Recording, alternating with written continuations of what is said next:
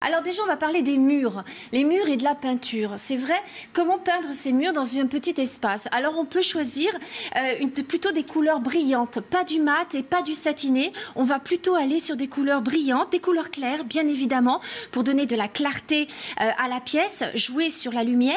Et là, comme vous voyez sur la photo, l'idée c'est de faire un mur foncé au fond de votre studio. Comme ça donne de la profondeur et la lumière claire, les couleurs claires, on va les mettre sur les contours des fenêtres ou sur le mur en face la fenêtre pour jouer sur la luminosité.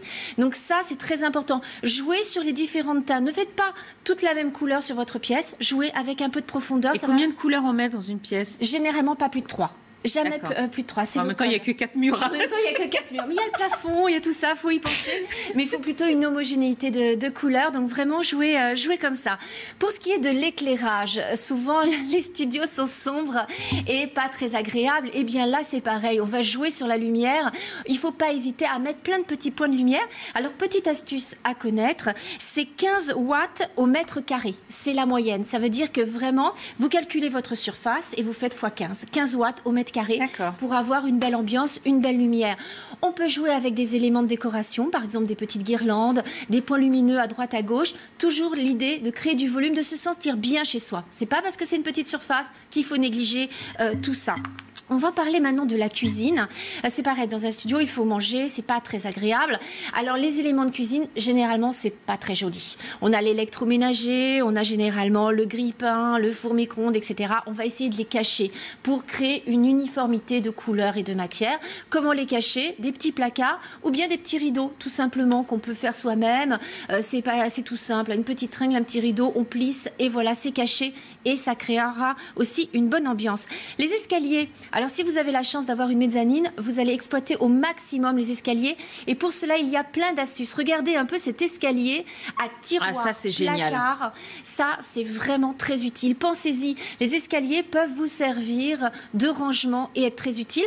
Pareil, il y a des escaliers très larges, mais vous êtes jeune, vous avez un studio, vous pouvez vous faire des escaliers, comme on dit, à la japonaise. Non, là, c'est un peu acrobatique, non? C'est acrobatique, mais bon, on est jeune, on fait du sport et on est en pleine santé.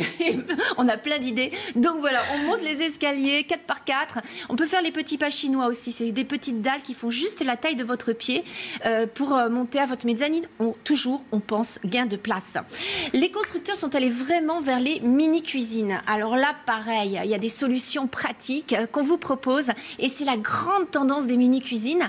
Et là, celle-ci, elle est vraiment très ingénieuse. Elle est créée par Charlotte Reynaud et Félix Eguebar, qui est menuisier. Elle fait 1 mètre carré, cette petite cuisine, et elle comprend tous les éléments haut de gamme.